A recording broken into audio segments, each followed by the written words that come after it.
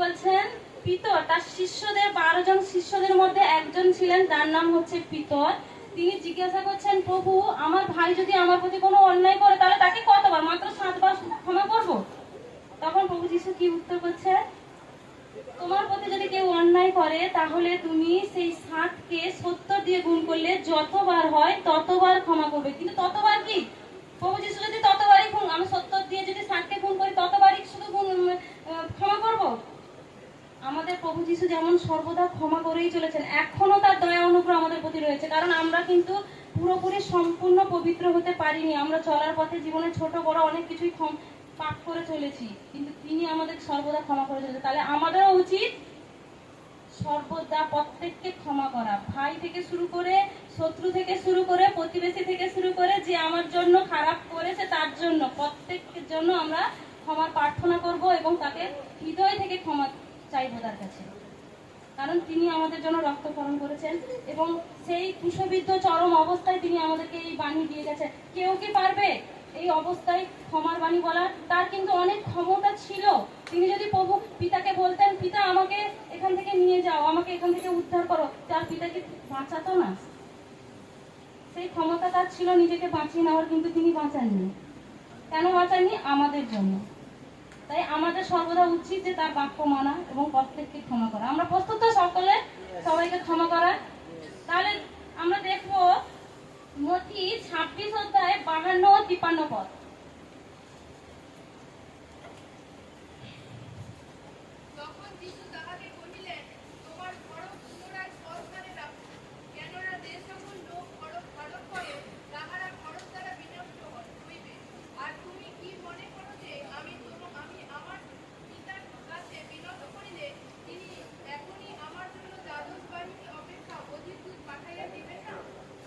বলছেন, তখন যিশু তাদের বললেন, তোমার মানে যখন প্রভু যিশুকে ধরতে এসেছিল তখন তার শিষ্যদের মধ্যে একজন তরোয়াল বের করে, যে মহাযাজকরা এসেছিল তাদের একজনকে আঘাত করেছিল।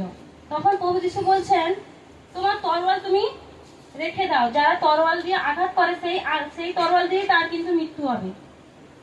কিন্তু বলছে, আমি যদি চাইতাম, তাহলে আমার পিতার কাছে যদি চাইতাম, তিনি 12টারও বেশি স্বর্গদূত বাহিনী আমার জন্য পাঠিয়ে দিতেন। আমি কি নিজেকে রক্ষা করতে পারতাম না? তাহলে তিনি এখানে বাক্যে বলেই গেছেন, তিনি চাইলে পারতেন, কিন্তু আমাদের জন্য করেননি। তাহলে আমাদেরও তো উচিত। তাহলে আমরা যদি কাউকে কটু বাক্য বলি, কেউ যদি আমাদের প্রতি কটু বাক্য বলে, আমরা যদি তাকে ধরে সেই বাক্যটা বলি, কিন্তু আমরা সেখান থেকে আশীর্বাদ পাবো না, বরং সেই কার্যের দ্বারা আমরা কিন্তু ঈশ্বরের থেকে আলাদা হয়ে যাবো। তাহলে আমরা ঈশ্বরের বাক্য মানতে প্রস্তুত তো? হালেলুয়া।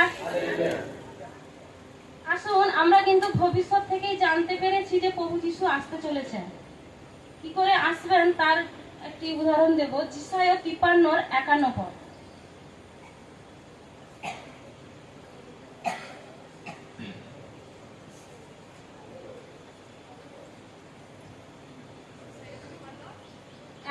এগারো।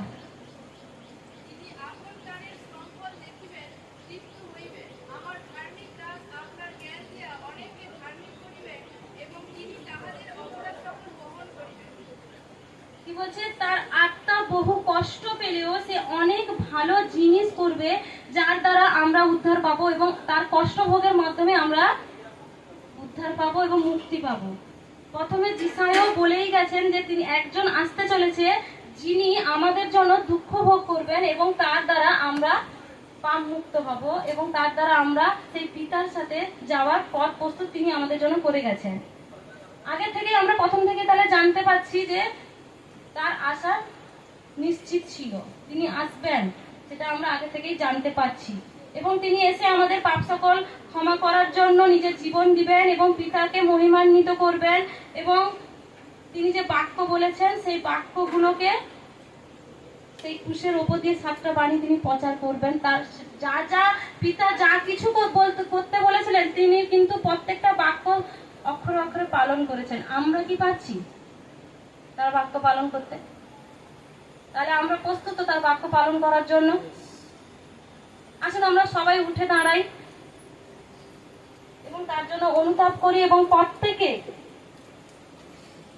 হৃদয় খুলে যেন আমাদেরকে সেই হৃদয় দেন। তিনি যেমন ভাবে প্রেম দেখিয়ে গেছেন, তিনি যেমন ভাবে কষ্ট ভোগ করে গেছেন আমাদের বাঁচানোর জন্য, আমরা একটু তার সেই দুঃখে অংশদারী হই, তার সেই বলিদানের জন্য একটু কষ্ট ভোগ করি। আসুন আমরা সবাই মুখ খুলে গাই। ক্ষমার বাণী, ক্ষমার বাণী, বিশ্বদাতা মহাপ্রভুর প্রেম। ক্ষমার বাণী, ক্ষমার বাণী, ক্ষমার বাণী, বিশ্বদাতা মহাপ্রভুর প্রেম।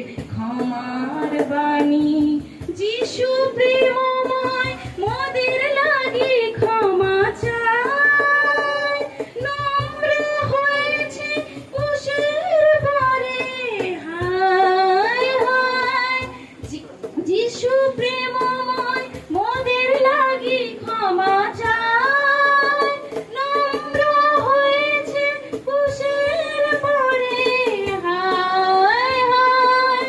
অপরাধী নয় ক্ষমার তরে, সইলেন সবই ক্ষমার বাণী, ক্ষমার। আচ্ছা, আমরা দ্বিতীয় বাণীটা পড়ব। অদ্য তুমি পরম দেশে আমার সঙ্গে উপস্থিত হইবে। Amen, hallelujah. আচ্ছা, আমরা কেউ লুক 23 অধ্যায় 39 থেকে 43 পর্যন্ত একটু পড়ব। লুক 23 অধ্যায় 39 থেকে 43 পর্যন্ত। আর যে দুই দুষ্কর্মকারীকে ক্রুশে টাঙানো হইয়াছিল, তাহাদের মধ্যে একজন তাহাকে নিন্দা করিয়া বলিতে লাগিল, তুমি নাকি সেই খ্রিস্ট, আপনাকেও আমাদিগকে রক্ষা করো। কিন্তু অন্যজন উত্তর দিয়া তাহাকে অনুযোগ করিয়া কহিল, তুমি কি ঈশ্বরকে ভয় পাও না, ভয় করো না? তুমি তো একই দণ্ড পাইতেছ, আর আমরা ন্যায়সঙ্গত দণ্ড পাইতেছি। কারণ যাহা যাহা করিয়াছি তাহারই সমষ্টিত ফল পাইতেছি। কিন্তু ইনি অপকার্য কিছুই করেন নাই। Amen, hallelujah. 39, তার দুপাশে যারা ক্রুশের উপর ঝুলছিল তাদের মধ্যে একজনকে বিদ্রুপ করে বলল, তুমি না খ্রিস্ট, আমাদেরকে নিজেকে বাঁচাও দেখি। কিন্তু অন্য একজন ধমক দিল, তুমি কি ঈশ্বরকে ভয় করো না? তুমি তো এরকম শাস্তি পাচ্ছ। আসুন আমরা একটু ভেবে দেখি। প্রভু যিশু আমাদের মাঝখানে রয়েছেন, আমরা দুজন বিশ্বাসী রয়েছি। একজন বিশ্বাসী প্রচুর পরিমাণে শরীর অসুস্থ, সে প্রার্থনা করে তবুও তার শরীর সুস্থ হচ্ছে না, কিছু বিভিন্ন ধরনের প্রবলেমের মধ্যে পড়ে আছে। তার পাশে আর একজন বিশ্বাসী তাকে বলছে, তুই না প্রার্থনা করিস, তাহলে কেন সুস্থ হোস না? দেখো, এরা হচ্ছে কি দস্যু, ওটাকে মিথ্যাবাদী। ও চাইছে কি সবসময় আমি আমি। কিন্তু না, আমাদের বিশ্বাসের মধ্যে এরকম এখনো কিছু আছে যেগুলো আমরা অন্যকে বিক্রি করি। তুই প্রার্থনা করছিস, তুই এখনো শরীর সুস্থ হচ্ছে না। তুই প্রার্থনা করছিস, এখনো তোর কাজ সফল হচ্ছে না। কিন্তু সাবধান বিশ্বাসীরা, হয়তো দেখা যাবে এমন একটা সময় আসবে যে অসুস্থ থেকে সুস্থ হতে পারেনি, সে হয়তো স্বর্গে চলে যাবে, কিন্তু আপনি সেই নরকেই চলে যাবেন। তো বিশ্বাসীদের কাছে একটাই কথা আমার, যাতে আমরা সকলে হয়তো তার প্রার্থনার উত্তর পাচ্ছে না, আমরা যেন তার জন্য প্রার্থনা করি, তাকে বিদ্রোহ না করি। এবং যদি আমরা 42 পদে পড়ি, এরপর সে বলল, যখন সে বলল, যিশু আপনি যখন আপনার রাজ্যে আসবেন তখন আপনার কথা একটু মনে রাখবেন। ভাবুন দেখি, কি সুন্দর কথা। এ চাইছে আমাকে বাঁচার প্রভু, সে চাইছে প্রভু আমাকে একটু মনে রাখবেন। তো সেরকম ভাবে আমরা যেন কি হয়, আমরা সবসময় ঈশ্বরের কাছে প্রার্থনা করি, ঈশ্বর আমার চাকরি দাও, অমুক দাও, তমুক দাও। কিন্তু কখনো কি আমরা সেই পবিত্র আত্মার জন্য প্রার্থনা করি, স্বর্গ রাজ্যে যাওয়ার জন্য প্রার্থনা করি? আমরা যে এখানে এসছি জাস্ট ক্ষণিক সময়ের জন্য, কিন্তু আমরা যখন যাব, আমাদের এই ক্ষণিক সময়ের ব্যবহার আমাদেরকে স্বর্গে কি নরকে করবে তার সিদ্ধান্ত করবে। তার জন্য বিশ্বাসীদের কাছে একটাই অনুরোধ, আমরা যেন কারোর দোষ না ধরি, কাউকে বিদ্রুপ না করি। আমার কথা শুনে যেন নরহত্যা, আমার কথা শুনে যাতে কষ্ট না পায়। আমরা তো কাউকে বারবার বিভিন্ন ধরনের কষ্ট দিচ্ছি, কাউকে বিভিন্ন ধরনের কত কথা বলছি, সেসব থেকে আমরা মন থেকে পরিবর্তন করতে পারি। এবং আজকে একটা বিশেষ দিনে আমরা সবাই একত্রিত হয়েছি এই বিশেষ দিনে যেন আমরা কিছু নিয়ে যেতে পারি, আমরা যেরকম এসেছি সেরকম যাতে ফিরে না যাই, আমরা সেই বিশেষ দিনে কিছু বাক্য হৃদয়ে গেঁথে নিতে হতে পারি, যাতে সেই সার থেকে শত করে ফল আমরা উৎপন্ন করতে পারি। ধন্যবাদ ঈশ্বরকে।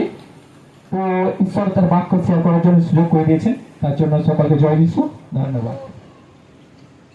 আমরা বাক্য দেখবো প্রভু যখন ক্রুশে গেছিল, তো ক্রুশে থাকাকালীন তিনি 7টা বাণী আমাদেরকে দিয়েছিলেন। তো সেই 7টা বাণীর মধ্যে তৃতীয় বাণী দেখবো। তো তৃতীয় বাণী যোহন 19 অধ্যায় 26 থেকে 27 পদ আমরা পড়তে চাই।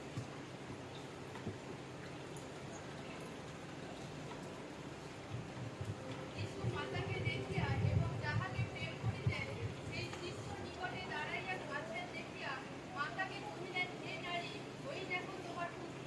পরে তিনি সেই শিষ্যকে কহিলেন, ওই দেখো তোমার মাতা। তাহাদের সেই দণ্ড অবধি ওই শিষ্য তাহাকে আপন গৃহে লইয়া গেলেন। আমেন। তো এখানে তৃতীয় বাণীতে এটাই বলছে যে যিশু তার মাকে দেখে এবং তার শিষ্যকে দেখে যে কথাটা বলেছিলেন। তো এখান থেকে আমরা একটা জিনিস দেখতে পাই, সেটা হলো দায়িত্ববোধ, কর্তব্যবোধ। আমরা দেখেছি যে মানে এর আগে আমরা যখন বাক্য পড়েছি বা যখন প্রথম বাক্য শুনছিলাম, যে উনি মানে এত কষ্ট সহ্য করার পরেও, কাঁটার মুকুট পরার পরেও, চাবুকের ঘা খাওয়ার পরেও সে আমাদেরকে ক্ষমা করে গেছিলেন। তো দ্বিতীয় বাণীতে দেখবো যখন সে ক্রুশে দেখে দেওয়া হয়ে গেছে এবং সেখান থেকে তিনি রক্ত ঝরেছেন, তারপরেও তিনি তার দায়িত্ব পালন করেছেন। তো এখানে আমরা যদি বাক্যে দেখি না, তার দায়িত্ববোধ কতটা আমরা সেটা বুঝতে পারি।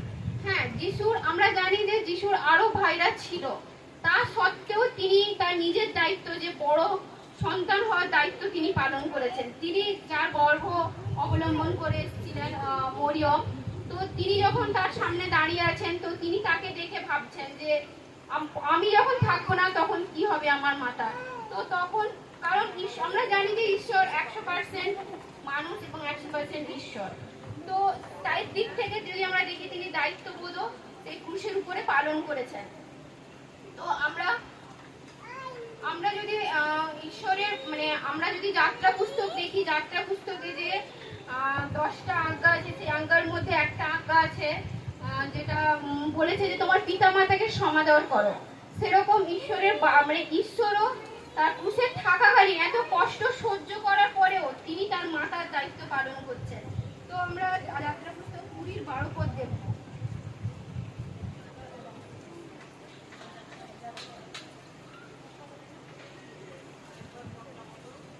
যাত্রা পুস্তক 20-12।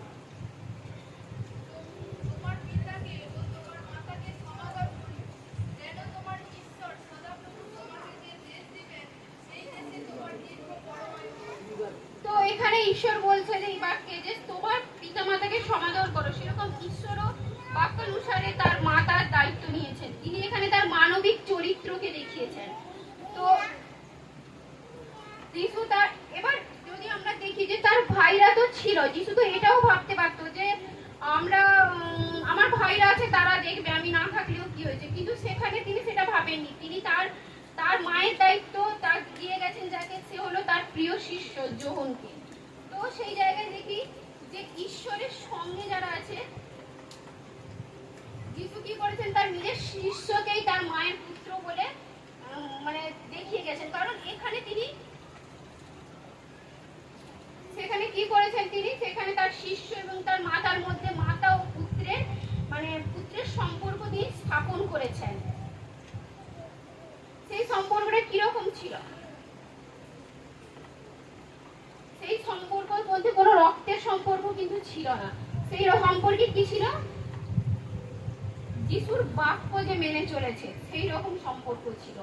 তো আমরা যদি দেখি এখানে তিনি রক্তের সম্পর্ক তিনি দেখেননি। তিনি কি দেখেছেন, যে তার যেহেতু সে যখন ছেড়ে চলে যাচ্ছে, তার মাও সেখানে একা এবং সেখানে তার শিষ্য সেখানে একা, কারণ আর বাকি যারা ছিল তারা তাকে ছেড়ে চলে গেছিল। তো সেই জায়গায় তিনি তার শিষ্যের দায়িত্ব তার মায়ের কাছে দিয়ে গেছেন এবং মায়ের দায়িত্ব শিষ্যকে দিয়ে গেছেন। সেরকম আমরাও যারা যিশুর বাক্য মেনে চলি, তারাও প্রত্যেকের পরিবারের লোক। তো আমরা আমাদের জীবনেও সেই রকম ভাবে হওয়া উচিত যে আমরাও যেন একে অপরের দায়িত্ব নিতে পারি, যেরকম ঈশ্বর দায়িত্ব নিয়েছেন।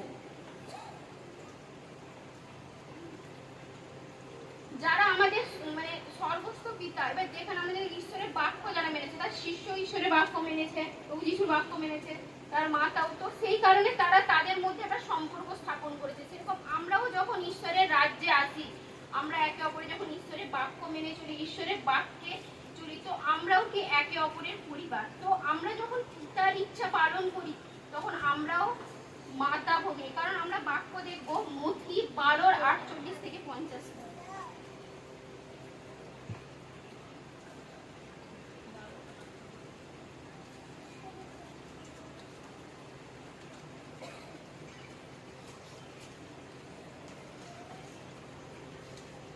এখানে এইভাবে লেখা আছে, কিন্তু যে এই কথা বলিল তাহাতে তিনি আমরা যে 47 থেকে পড়ি, তখন যেখানে দেখব, তখন এক ব্যক্তি তাহাকে কইলেন, দেখুন আপনার মাতা ও ভ্রাতা আপনার সহিত কথা কইতে চেষ্টায় বাহিরে দাঁড়াইয়া আছেন। কিন্তু যে এই কথা বলিল তাহাকে তিনি উত্তর করিয়া কহিলেন, আমার মাতাকে আমার ভ্রাতারা বা কাহারা? পরে তিনি আপন শিষ্যগণের দিকে হাত বাড়াইয়া ইহা কইলেন, এই দেখো আমার মাতা ও আমার ভ্রাতারা। কেননা যে কেহ আমার সর্বস্ব পিতার ইচ্ছা পালন করে, সে আমার ভ্রাতা ও ভগিনী ও মাতা। তো ঈশ্বর এখানে এটা বলছে কি, যারা ঈশ্বরের ইচ্ছা পালন করে তারাই আমার ভাই, তারাই আমার বোন, তারাই আমার মা। তো সেখানে তার নিজের ভাইকে বা নিজের মাকে সে বলেনি, সে বলেছে তার সর্বস্ব পিতার যে ইচ্ছা পালন করেছে তাকে তার ভাই, মা, বোন বলেছে। তো সেই জায়গা থেকে দেখি, যখন ক্রুশেও তিনি আছেন, তখন কিন্তু তিনি তার নিজের ভাইয়ের হাতে তার মাতার দায়িত্ব দেয়নি, দায়িত্ব দিয়েছে তার শিষ্যের উপরে। তো সেরকম আমাদেরও মানে আমাদের জীবনও এরকম হওয়া দরকার, যে আমরা যখন মানে ঈশ্বরের কাছে আসছি, যেন আমরা একে অপরের দায়িত্ব নিতে পারি, একে অপরকে বুঝতে পারি। যেরকম প্রভু এখানে দেখিয়েছেন তার প্রেম, এত কষ্টের পরেও তিনি কিন্তু দায়িত্ববোধ পালন করেছে, এবং তিনি আমাদেরকে তার সন্তান হওয়ার যোগ্য করেছেন, এবং সন্তান বলে তিনি আমাদেরকে মেনেছেন। তো এটাই দেখি যে রক্তের সম্পর্ক না থাকলেও আমরা সবাই একই পরিবারের মানুষ, কারণ ঈশ্বর আমাদেরকে এক পরিবার করে গেছেন, যারা ঈশ্বরে বিশ্বাস করেছে এবং ঈশ্বরে বাক্য। Likewise, একই রকম sin causes God to turn away from us. পাপ আমাদের কাছ থেকে ঈশ্বরকে দূরত্ব রাখে। We were born as a sinners. আর আমরা জন্মগ্রহণ করেছি পাপী। You may not do or you may not practice sinful character, আর হতে পারে আপনি সেই রকম পাপপূর্ণ জীবন প্র্যাকটিস করেন না, but the word of the Lord says, কিন্তু ঈশ্বরের বাক্য এইরকম বলছে, the Adam, Adam, who is the father of all generation, আর কে সেই সমস্ত সৃষ্টির সমস্ত প্রজন্মের পিতা? আদম যিনি সমস্ত জাতির পিতা, through him we are sinner. আর তার কাছ থেকেই আমাদের সেই পাপ এসেছে। Amen. Amen. At birth we are from God. জন্ম থেকে আমরা ঈশ্বর থেকে, as sinner we are dead in our sin. আর আমরা আমাদের সেই জন্ম থেকে সেই পাপের জন্য আমরা মৃত। Amen. Amen. And we had no spiritual life. আর আমরা সেই আত্মিক জীবনকে হারিয়ে ফেলেছি। And God, source of spiritual life, and had turned away from God. আর ঈশ্বর সেই আত্মিক জীবনকে আমাদেরকে পরিবর্তন করে তার সেই জীবনে আমাদেরকে নিয়ে এসেছে। So that is why Jesus is praying from the cross. আর সেই কারণে ঈশ্বর সেই ক্রুশ থেকে প্রার্থনা করেছিল, Instead of us, আর আমাদের সামনে আমাদের পরিবর্তে, he was praying for you and me. আর সে প্রার্থনা করছে আপনার এবং আমার জন্য। God is turning away from us আর তিনি আমাদের কাছ থেকে দূরে চলে গেছেন because of our sinful nature. কারণ আমাদের সেই পাপপূর্ণ চরিত্রের জন্য। But on the cross, Jesus is representing behalf of us. Jesus is representing us. আর যিশু এখন আমাদেরকে তার পুনরায় আমাদের সামনে উপস্থিত, And he is praying behalf of us. আর তিনি প্রার্থনা করছেন আমাদের জন্য। He is praying what? তার প্রার্থনা কি? My God, ঈশ্বর আমার, my God, ঈশ্বর আমার, why have you forsaken কেন me? আপনি আমাকে পরিত্যাগ করিয়েছেন? Think about you. আপনি নিজের বিষয়ে ভাবুন। Is God presence in your business? ঈশ্বরের উপস্থিতি কি আপনার ব্যবসার জায়গা? Is God's presence in your relationship? যে ঈশ্বরের উপস্থিতি কি আপনার সেই সম্পত্তির মধ্যে আছে is God is present when you are spending time in solitary place. আর যখন আপনি এমনি সাধারণভাবে একাকিত্ব, একা থাকেন। একাকিত্ব জীবনে আপনার জীবনে কি ঈশ্বর রয়েছে সেই উপস্থিতি রয়েছে Let's think about that. আপনি এটাকে নিয়ে ভাবুন Anybody can open a Bible. 1 Peter আর আপনি Verse আপনার 2. বাইবেল খুলুন প্রথম পিতর chapter 2 verse 24. 2 অধ্যায় 4 পদ He himself bore our sin আর তিনি মারা গেলেন in his body. He himself bore our sin in his body. আর তিনি নিজের জীবন নিজের শরীরকে তুমি বের করো প্রথম পিতর 2 অধ্যায়। হ্যাঁ, তোমরা তাহারই নিকটে মনুষ্য কর্তৃক অগ্রাহ্য কিন্তু ঈশ্বরের দৃষ্টিতে মনোনীত ও মহামূল্য। প্রথম পিতর 2 অধ্যায় 24 পদ। তিনি আমাদের পাপ ভার তুলিয়া লইয়া Yes. আপনি নিজ দেহে কাষ্ঠের উপরে বহন করিলেন। হালেলুয়া। এখানে কি বলছে? He himself bore our sin in his body. Hallelujah. Hallelujah তিনি বলছেন তিনি নিজেকে সেই ক্রুশকে নিজের মৃত্যুকে তুলে নিলেন পড়ো পড়ো আরেকবার বাংলায়। প্রথম থেকে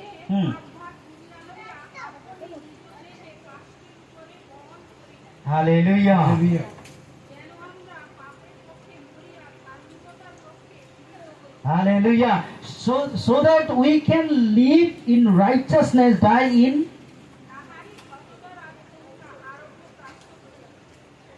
Hallelujah.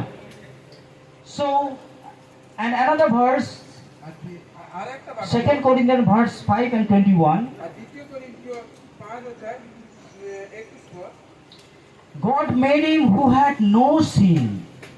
ঈশ্বর সেই পাপকে জানেনই না 2 Corinthians 5 অধ্যায় 21 পদ। বের করো। তিনি পাপ জানেন নাই তাহাকে তিনি আমাদের পক্ষে পাপ স্বরূপ সবাই একসঙ্গে পড়ি, সবাই বাইবেল বের করি, সবাই একসঙ্গে পড়ি। God made him who had no sin. খ্রিস্ট কোনো পাপ করেননি কিন্তু ঈশ্বর খ্রিস্টের উপর And to be sin for us.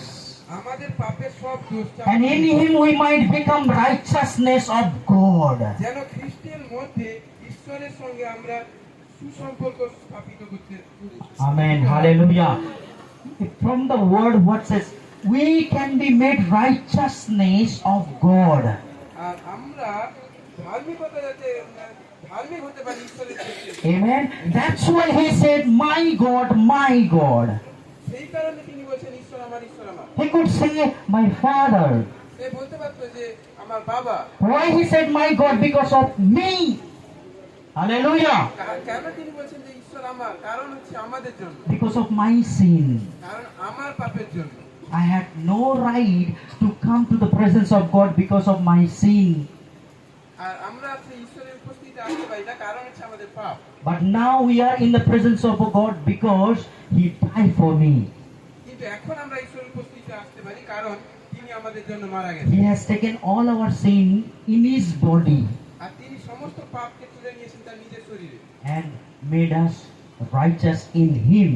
আর তিনি ধার্মিক তৈরি করেছেন তার মতো। Amen. Hallelujah. There are other preachers also waiting.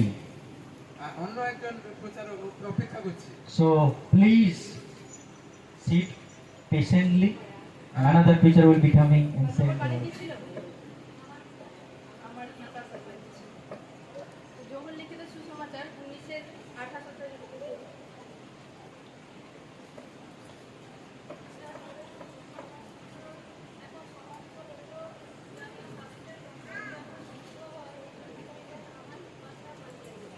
Amen. আমি আরেকবার পড়ছি। ইহার পরে যিশু সমস্তই এখন সমাপ্ত হইল জানিয়া শাস্ত্রের বচন যেন সিদ্ধ হয় এই জন্য কহিলেন আমার পিপাসা পাইয়াছে। পিপাসা পাইয়াছে এটা এমন একটা উক্তি, এমন একটা কথা যা মানব শরীরকে, মানব হৃদয়কে তোলপাড় করে দেয়।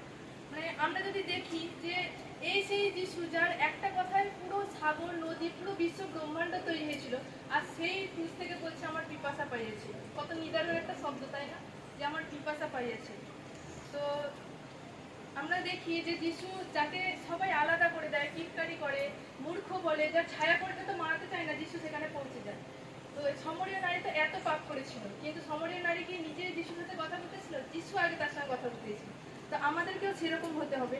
আমরা অনেক সময় ভাবি যে আমরা তো এত খারাপ কাজ করেছি, এত পাপ করেছি, আমরা কি চার্জে যাবো? কিন্তু যিশু বলে যে আমার সামনে আঠুকারে তার সব পাপ আর যিশুর রক্ত দ্বারা ধুয়ে যাবে। তো এরকমই যিশু এরকম নয় যে আমরা তাকে ডাকবো দিলে যিশু আমাদের কথা শুনবে, এরকম কিন্তু নয়। আমরা ডাকি বা না ডাকি তিনি কিন্তু আমাদের সাথে কথা বলতে চায়। তো আমরা এরকম অনেক সময় হয় যে তবু কখনো এটা চান না যে আমরা অঞ্জলি দেবো কি আমরা তাকে ফুল বাতাসা এগুলো দেবো, দিলে ঈশ্বর আমাদের সাথে কথা বলবে, এমনটা নয়। কিন্তু আমরা কথা বলি বা না ডাকি, ঈশ্বরকে ডাকি বা না ডাকি, ঈশ্বর সবসময় চায় আমাদের সাথে কথা বলতে। তো এটাই আমি এখান থেকে 3টে পয়েন্ট বলবো। 1 নম্বর পয়েন্ট হচ্ছে দৈহিক পিপাসা। এই পিপাসা ছিল দৈহিক পিপাসা বা শারীরিক পিপাসা। আমার পিপাসা পাইয়েছে, এটা একটা যন্ত্রণাদায়ক কথা, তাই না? তো আমরা এটা সময় এই বাণীটা কোনো উপদেশের নয়, একটা উপলব্ধি, একটা ফিলিংস। পিপাসা পেয়েছে, এটা একটা ফিলিংস, তাই না? যে আমাদের ঈশ্বর পুরো বিশ্বব্যাপী পুরো ব্রহ্মাণ্ড তৈরি করেছে, আর সেই ক্রুশ থেকে বলছে আমার পিপাসা পেয়েছে, এক ফোঁটা জলের জন্য এত হাহাকার করছি।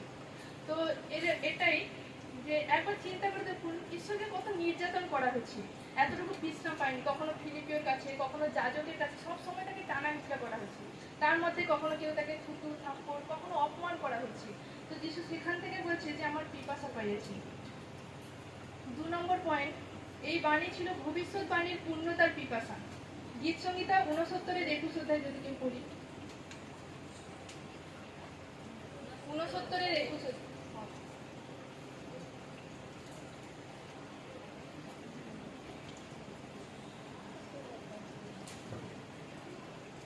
আর লোকে আমার খাদ্যের জন্য তৃষ্ণিত, আমার পিপাসাটাকে অমররস পান করাইল।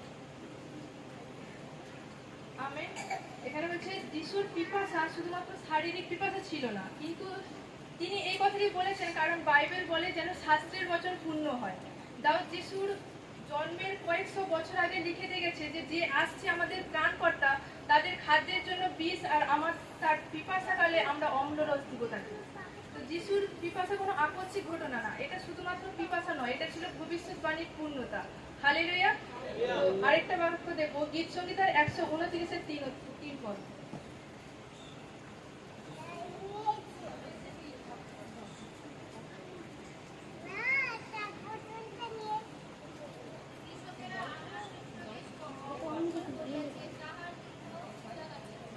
তো অর্থাৎ যিশু এখানে যিশু জন্মের আগে ভক্ত তার গীতসংহিতার মধ্যে দিয়ে বলে দিয়েছে যে তার পিঠে চাবুকের পর চাবুক মারা হবে। তার পিঠ কিন্তু তিনি স্বইচ্ছায় দিয়েছিলেন, পিলাতের কোনো ক্ষমতা ছিল না যিশুর পিঠে একটা চাবুক মারা।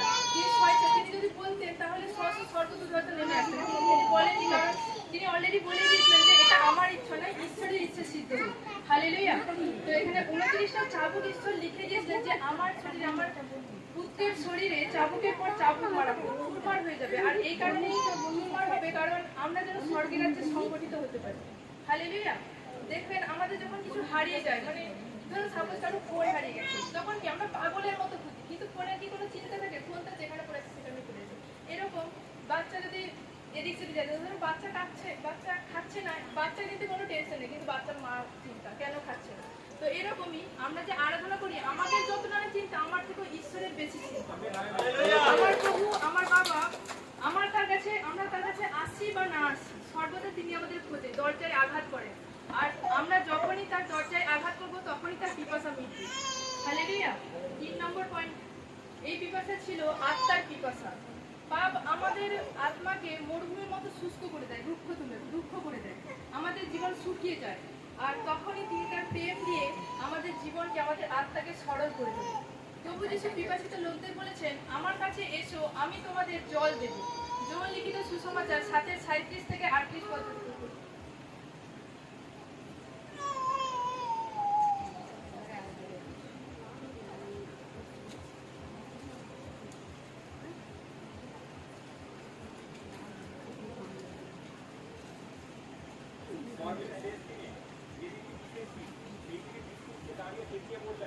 কারণ যদি পিপাসা পেয়ে থাকে তবে সে আমার কাছে এসে পান করুন।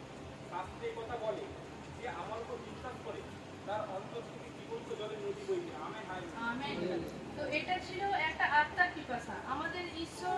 ঈশ্বরের পিপাসা কখনো মিষ্টি, রসগোল্লা কি বাতাসা এগুলোতে ভরবে না। আমাদের পিপাসা তখনই মিটবে যখন তার হারানো সন্তান ফিরে আসবে।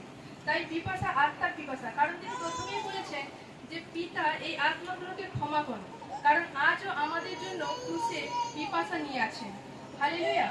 একবার ভেবে দেখুন, আমরা প্রত্যেকে কতটা ইম্পর্টেন্ট ঈশ্বরের কাছে। আমরা কেউ চাই বা না চাই, কেউ আমাদেরকে ভালোবাসুক বা না বাসুক, আমাদের ঈশ্বর আজও ক্রুশের উপর থেকে অপেক্ষা করছেন পিপাসা নিয়ে। হালেলুয়া। আরেকটা পদ দেখবো, ঈশাইয়া 53:4 পদ।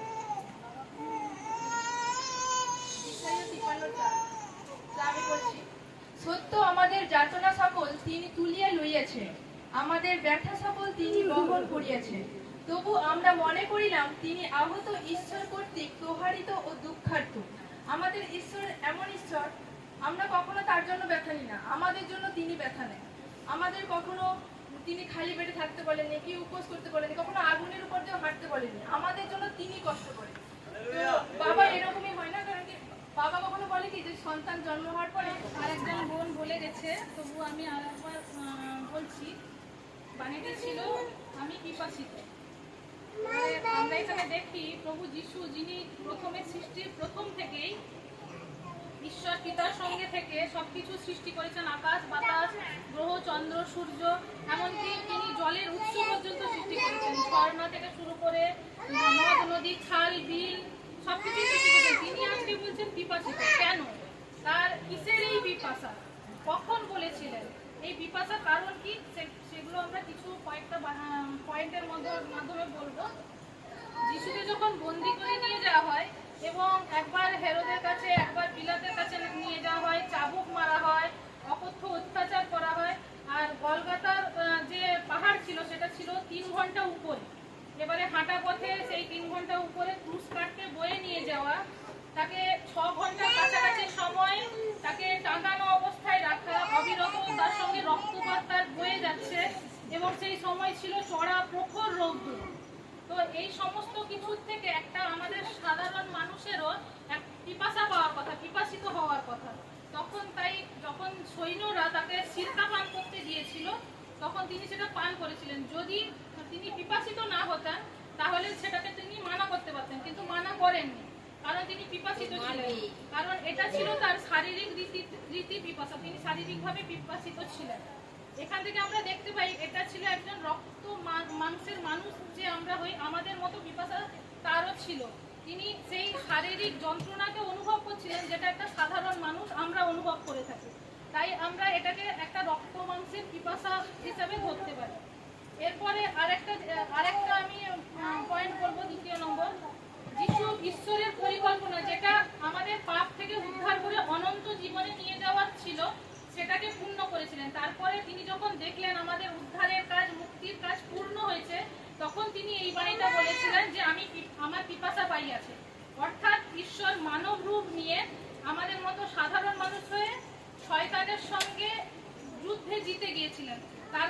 তার এই জিতের মাধ্যমে আমরাও জিততে পেরেছি, কারণ বাক্য বলে তার ক্ষতের দ্বারা আমাদের ক্ষত পূরণ হয়েছে, এবং তার ক্রুশের মৃত্যু দ্বারা আমরা ধার্মিক পরিগণিত হয়েছি।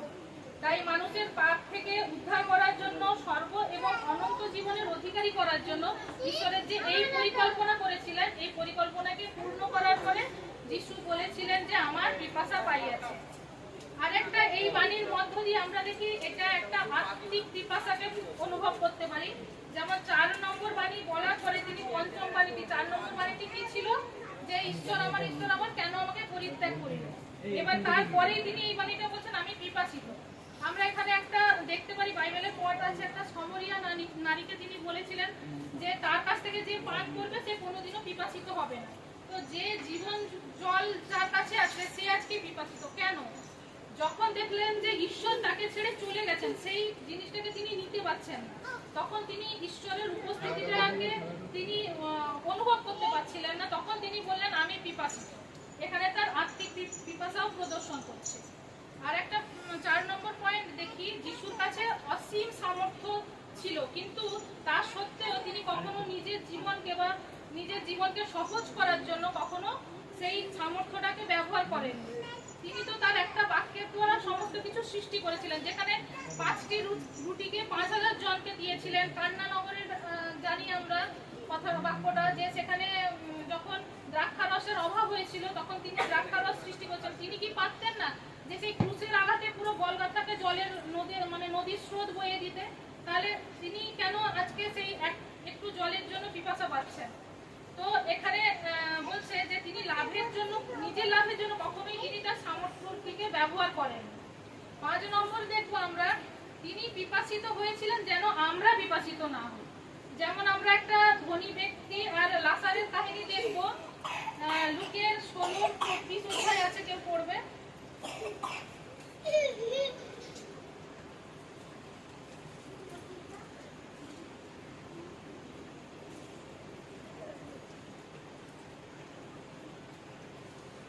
তাহাতে সে উচ্চস্বরে কহিল, পিতৃ আব্রাহাম, আমার প্রতি দয়া করুন, লাজারকে পাঠাইয়া দিন, যেন সে অগ্নির অগ্রভাগ জলে ডুবাইয়া আমার জিহ্বা শীতল করে, কেননা এই অগ্নিশিখায় আমি যন্ত্রণা পাইতেছি। আমেন। এখানে বলছে যখন সে নরকে ছিল, সেই নরকে এক ফোঁটা জলের জন্য সে পিপাসিত ছিল। তো ক্রুশে যিশু সে যন্ত্রণাকে, সেই পিপাসাকে সয়েছিলেন যেন আমি, আপনি, আমাদের মতো সবাই আমরা যেন সেই নরকের যন্ত্রণা থেকে মুক্তি হতে পারি। সেই পিপাসা, ভয়ানক পিপাসা সয়েছিলেন যেন আমরা, আমাদেরকে সেই পিপাসা সহ্য করতে না হয়। আরেকটা বাক্য দেখবো, আরেকটা পয়েন্ট করবো, 6 নম্বর। এই পিপাসা ছিল ঐশ্বরিক পিপাসা বা ঈশ্বরের ইচ্ছাকে পালন করার পিপাসা। তিনি এই পৃথিবীতে এসে যা কিছু করেছিলেন নিজের ইচ্ছা অনুযায়ী কিছুই করেননি। তার হাসি কান্না, খাওয়া দাওয়া, ওঠা বসা সবটাই ছিল তার পিতার ইচ্ছা অনুযায়ী, পিতার ইচ্ছায় বাধ্য থেকে তিনি করেছিলেন। তো যুগ যুগ ধরে ঈশ্বর বিভিন্ন ভাববাদীদের দ্বারা বিভিন্ন ভাববাণী আমাদের কাছে করেছিলেন এবং সেই ভাববাণীকে পূর্ণ করতে তিনি এই জগতে এসেছিলেন। তাই শাস্ত্রে যেমন বলা আছে, শাস্ত্রের বচন যেন পূর্ণ হয়।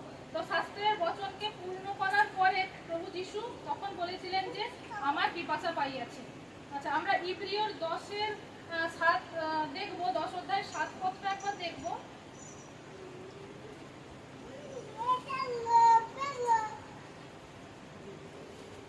তখন আমি কহিলাম, দেখো, আমি আসিয়াছি, গ্রন্থখানিতে লিখিত আছে, হে ঈশ্বর, যেন তোমার ইচ্ছা পালন করি।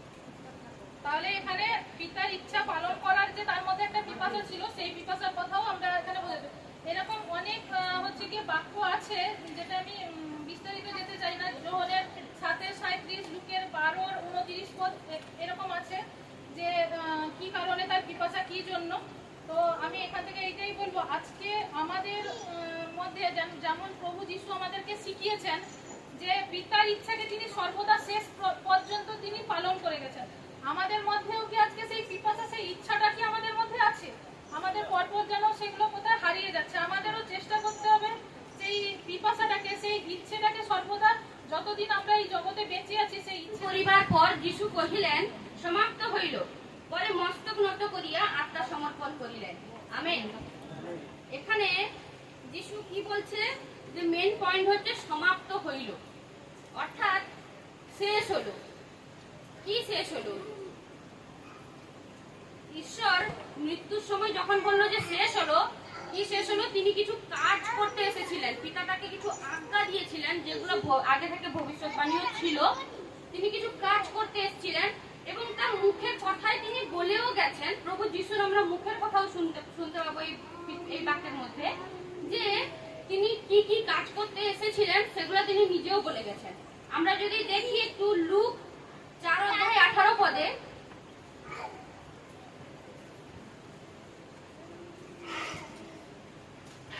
লুক 4:18 পদে বলেছে, প্রভুর আত্মা আমাতে অধিষ্ঠান করেন, কারণ তিনি আমাকে অভিষিক্ত করিয়াছেন, দরিদ্রদের কাছে সুসমাচার প্রচার করিবার জন্য তিনি আমাকে প্রেরণ করিয়াছেন, বন্দীগণের কাছে মুক্তি প্রচার করিবার জন্য, অন্ধদের কাছে চক্ষুর দান প্রচার করিবার জন্য, উপদ্রুত দিগকে নিস্তার করিয়া বিদায় করিবার জন্য। আমেন। এখানে যিশু কি বলছে, যে তিনি এসেছেন কিছু কাজের জন্য। তিনি কি কাজ করতে এসেছেন? তিনি এসেছেন যারা, আরেকটা বাক্যে লেখা আছে বাইবেলে, যদি আমরা দেখি, যে প্রভু যিশু এসেছিলেন বিধবাদের জন্য, অনাথদের জন্য, জগৎ থেকে তাড়িত এবং জগৎ থেকে যাদেরকে নিচু ভাবা হয় তাদের জন্য। কারণ ঈশ্বর তাদেরকেই বেছে নিয়েছিল। কারণ আমরা যদি দেখি যে আমরা কারা ডাক্তারের কাছে যায়? যারা অসুস্থ। যিশু ছিলেন আমাদের সেই ডাক্তারের ডাক্তার, যে অসুস্থদের জন্য এসেছিলেন। এবং আমরা যদি দেখি তিনি অনেক কুষ্ঠরোগীকে ভালো করেছেন শুধুমাত্র তার হাতের ছোঁয়ায়, শুধুমাত্র তার মুখের কথায়। অনেক অন্ধ, খঞ্জ, অনেক বোবা মানুষকেও তিনি সুস্থ করেছিলেন। কারণ বাক্যে লেখা আছে তিনি এসেছিলেন সেই কাজেরই জন্য, যাতে তিনি জগৎ থেকে বিতাড়িত যারা অসুস্থ হয়ে পড়ে তাদেরকে কেউ দেখে না, নিজের পরিবারের লোকও দেখে না। অনেক সময় নিজের লাইফ পার্টনারও তার কাছ থেকে দূরে সরে যায় যখন সে অসুস্থ হয়ে পড়ে। যিশু তাদের কাছেই এসেছিলেন যাতে তাদেরকে আপন করে নিতে পারেন। আজকে আমরা যারা এখানে বসে আছি, যারা আমরা আজকে ভাবছি যে আমরা এরকম, আমাদের কোনো মূল্য নেই, এরকম আমরা যদি ভাবি আকাশের যতগুলো তারা আছে আমরা গুণে শেষ করতে পারবো না। আকাশের তারাগুলো করে কেউ একজন যদি ভাবতো যে আমার কোনো মূল্য নেই, তাহলে এরকম প্রত্যেকটা তারাই ভাবতো। আমরা যদি নিজেকে একটা একটা আকাশের তারা হিসেবে ধরি, আমরা যদি ভাবি আমার কোনো মূল্য নেই, তাহলে সে তারা খসে পড়বে। তাহলে এরকম যদি প্রত্যেকটা তারা ভাবতো, তাহলে প্রত্যেকটা তারাই খসে পড়তো।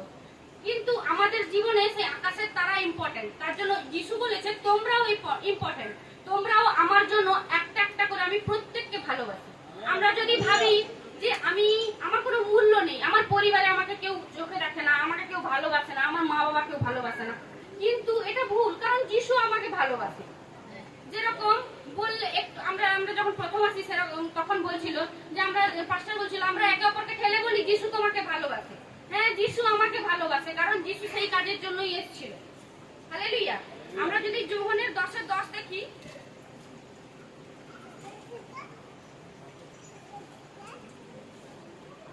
যোহনের 10:10 বলছে চোর আইসে কেবল চুরি, বদ ও বিনাশ করিতে পারে, আমি আসিয়াছি যেন তাহারা জীবন পায় ও উপচয় পায়। হালেলুয়া। এখানে যিশু কি করতে এসছে? জীবন দিতে এসছে। যিশু জীবন দিতে এসছে, অধিক মাত্রায় জীবন দিতে এসছে, যাতে আমরা যারা নিজেকে কম ভাবি, নিজেকে মূল্যহীন ভাবি, যিশু তাকে উৎসাহ দিতে এসছে, জীবন দিতে এসছে। কারণ আমরা যারা শয়তানের পথে চলি, আমরা যারা জগতে চলি, তারা হচ্ছে পুরো শয়তানের সঙ্গে মিলিত হয়ে চলছে। আর কি বলছে? চোর। এখানে চোর কাকে বলা হয়েছে? দুষ্ট, মানে শয়তানকে বলা হয়েছে। সে কি করে? চোর করে, আঘাত করে, বিনাশ করে, নষ্ট করে। কিন্তু যিশু কি করে? যিশু জীবন দেয়। আজকে আমরা যদি জগতের মানুষকে দেখি, জগতের মানুষ যিশুর নামে অনেকে অনেক কথা বলবে, কিন্তু আমাদের যিশু কি করে? জীবন দেয়। কিন্তু সেই জগতের মানুষকে যদি আমরা দেখি, তারা অনেক পরিমাণে পাপ কাজ করছে, কিন্তু তারা সেই জগৎটাকে ছাড়তে চাইছে না, কারণ তারা পাপ ছাড়তে চাইছে না।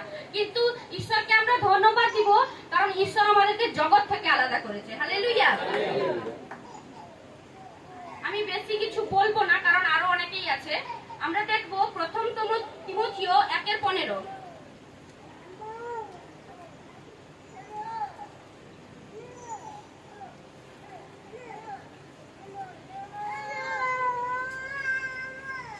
এই কথা বিশ্বসনীয় এবং সর্বতোভাবে গ্রহণের যোগ্য যে সরি, প্রথম তিমথিও 1:15।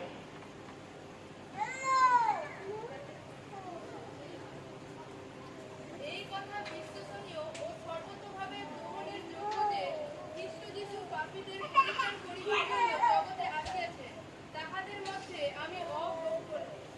আমেন। এখানে কি বলছে? যে এই কথা বিশ্বসনীয়, সর্বতোভাবে গ্রহণযোগ্য যে খ্রিস্ট যিশু পাপীদের ত্রাণ করিবার জন্য জগতে আসিয়াছেন। হালেলুয়া। বাক্য বলে যে এই পৃথিবীতে একজনও ধার্মিক নাই, সবাই পাপী। আমরা সবাই পাপী। কারণ 10টা আজ্ঞা যদি দেখি, প্রত্যেকটা আজ্ঞা আমরা পালন করে চললেও আমরা মিথ্যা কথা বলা বন্ধ করি না। কারণ বাক্য দোধারি তলোয়ার, আমাকেও কাটে, সবাইকে কাটে। আমিও নিখুঁত হতে পারিনি ঈশ্বরের কাছে। তার জন্য হয়তো আমার সর্বদা আমার কাছে প্রার্থনায় আমি এটাই প্রার্থনা চাই, যাতে ঈশ্বরের কাছে আমি নিখুঁত হতে পারি, পবিত্র হতে পারি, ঈশ্বর যেরকম পবিত্র ছিল। আমরা কিছু হোক না হোক প্রত্যেকদিন একটা করে হলেও মিথ্যা কথা বলি। সবাই বলি, নিজেদের বিবেককে যদি সবাই জিজ্ঞাসা করেন, সবাই একটাই উত্তর পাবেন যে সবাই একটা না একটা মিথ্যা কথা বলে। সেটা আমাদের অভ্যাস হয়ে গেছে। পাপ আমাদের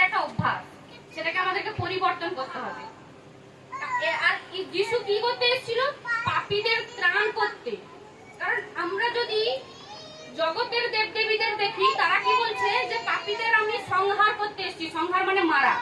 তাহলে তো আমরা তো সবাই পাপী, আমাদেরকে সবাইকে মেরে দিবেন নাকি তিনি? না, যিশু এসেছেন কিসের জন্য? ত্রাণ করার জন্য। হালেলুয়া। আমরা যদি যিশুকে নিজের ত্রাণকর্তা হিসেবে গ্রহণ করে থাকি, যিশু ত্রাণ করতে এসেছেন আমাদের, আমরা সবাই স্বর্গরাজ্যে যাব। হালেলুয়া। আর আমরা যদি লাস্ট বাণী আমরা দেখবো।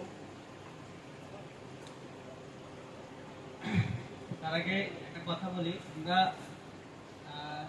যদি সময় কম আছে আমার কাছে, একটা কথা হচ্ছে যে এই যে সপ্তাহটা দুঃখ ভোগের সপ্তাহ, আমরা কতজন জানি? হালেলুয়া। সেই দুঃখ ভোগ আমরা কি সেটা কি অনুভব করতে পেরেছি? আমরা কি সেই প্রভু যিশুর কষ্টের সময়টাকে নিজেদের হৃদয়ের মধ্যে রাখতে পেরেছি, নাকি জগতের বিভিন্ন কার্যের মধ্যে যুক্ত হয়ে, জগতের বিভিন্ন অনুষ্ঠানের মধ্যে যুক্ত হয়ে সেটাকে সময় দিয়েছি? সারা রাত প্রভু যিশু প্রার্থনা করছে, জানে পরের দিন আমার মৃত্যু হবে, আর শিষ্যরা জানে মৃত্যু হবে, কিন্তু তাদের মধ্যে কোনো গুরুত্ব ছিল না। কেন? তাদের মধ্যে একটা জাগতিক চিন্তাধারা ছিল, মানুষকে জন্মেছে মানে মরতেই হবে। যিশুর মৃত্যুটা এতটাই গুরুত্বপূর্ণ সেটা তারা বুঝতে পারে। আজকে আমরাও বিশ্বাস বুঝতে পারছি না। হালেলুয়া। সেই গুরুত্বটা আমাদের জানতে হবে। এটা তো এখনকার সময়, এখন আজকে শুধু গুড ফ্রাইডে না, গুড ফ্রাইডে দীর্ঘদিন ধরে চলে আসছে, কিন্তু আমরা সবসময় যেন ঈশ্বরের সেই মৃত্যুটাকে, তার কষ্টকে যেন অনুভব করতে পারি এবং তার আজ্ঞা মেনে, তার বাক্য মেনে বাধ্য সন্তানের মতো চলতে পারি। হ্যাঁ, আমাদের চলার পথে অনেক কিছু বিষয় আসবে, অনেক কিছু বাধা বিপত্তি, অনেক আনন্দ খুশি সব কিছু আছে, কিন্তু তার মাঝখানেও ঈশ্বরের কষ্টটাকে আমাদের, কারণ ঈশ্বর কষ্ট পেয়েছিল কেন, মৃত্যু করেছিল কেন? আমাদের জন্য, আমাদের পাপের জন্য। একটু উঁচু কিছু করেনি, তাকে যেভাবে শাস্তি দিয়েছে সেভাবে মেনে নিয়েছে। একটু আগে বাণী হয়েছিল যে যদি ঈশ্বর চাইতো, পিতার কাছে বলতো যে আমাকে রক্ষা করো, ঈশ্বর হাজার হাজার বাহিনী, তার সর্বদূত পাঠিয়ে ঈশ্বরকে বাঁচে, কিন্তু বাঁচানি কেন? কারণ ভবিষ্যৎবাণী বাক্য পূর্ণ হবে। আর আমরা সপ্তম বাণীতে আসি, সপ্তম বাণীতে এটা লেখা আছে, সপ্তম বাণীতে দেখো লুক 23:46, আমরা যদি কেউ খুলি,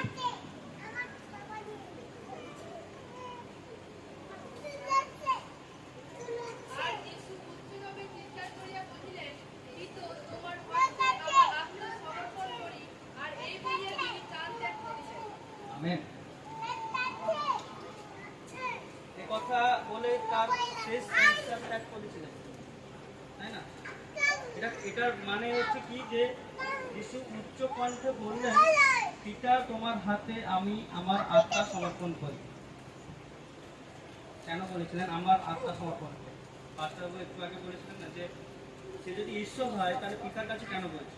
কারণ সমস্ত পাপ ভার তিনি গ্রহণ করেছিলেন, সেই জন্য পিতার, সে তখন পাপ ভারে আসে মানে সে মানুষ হিসেবে কাজ করছে, সেই জন্য বলছে পিতা আমাকে আমার আত্মা সমর্পণ করছে, আমার পাপ। যিশু উচ্চকণ্ঠে বললেন তখন, যে শেষ সবকিছু সমাপ্ত করে, সমস্ত কিছু শেষ করে তখন কি বলছেন, যে তোমার হাতে আমি আমার আত্মা সমর্পণ করি। এটা বিষয়টা হচ্ছে, যখন আমরা দেখবো কোনো মানুষ বৃদ্ধ হয়ে যায়, মৃত্যুর পরিপর্যায়ে চলে আসে, মৃত্যুর সময় চলে আসে, তখন শেষ মুহূর্তে কি বলে, ঈশ্বর আমাকে তোমার হাতে না, ঈশ্বর আমাকে তোমার চরণে না, এই কথা বলেই যে কোনো ব্যক্তি যে মৃত্যুবরণ করে শেষ মুহূর্তে এই কথা। কারণ কি, যে আমাদের সব যা কিছু করছি আমরা এখন, আমাদের ঠিক মৃত্যুর সময় হলে আমাদেরকেও ঠিক একই জায়গায় যেখানে প্রভু যিশু গেলেন, আত্মা সমর্পণ করলেন কার কাছে? পিতার কাছে, মানে স্বর্গে। প্রভু যিশু মানুষ রূপে ছিলেন, মৃত্যুবরণ করলেন, স্বর্গে গেলেন। আমাদেরকেও একদিন সেই স্বর্গে ঈশ্বরের কাছে যেতে হবে। কারণ আমাদের লক্ষ্যটা কোথায় থাকবে? স্বর্গের দিকে। হালেলুয়া। এটা আরেকটা বাক্য দেখবো আমরা, এই সেম জিনিস গীত সংহিতা 31:5, যদি কেউ পাঠ করো।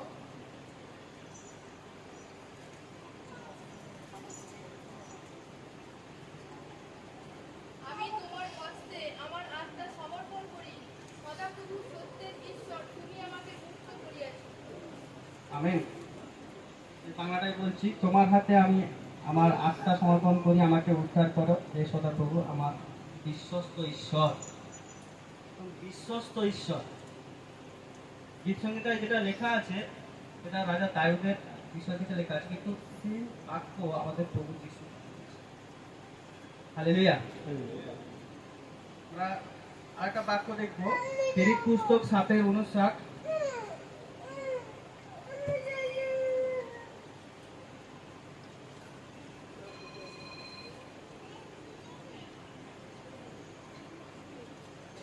এদিকে তাহারা স্তিফানকে পাথর মারিতেছিল, আর তিনি ডাকিয়া প্রার্থনা করিলেন, হে প্রভু যীশু, আমার আত্মাকে গ্রহণ করো। আমিন। এখানে বলছে যখন তারা যখন তাকে প্রস্তরাঘাত করেছিল, স্তিফান প্রার্থনা করলেন, প্রভু যীশু, আমার আত্মাকে তুমি গ্রহণ করো, এই কথা বলে ঈশ্বরের কাছে সমর্পণ করলেন। কার উপর নির্ভর করেছিল?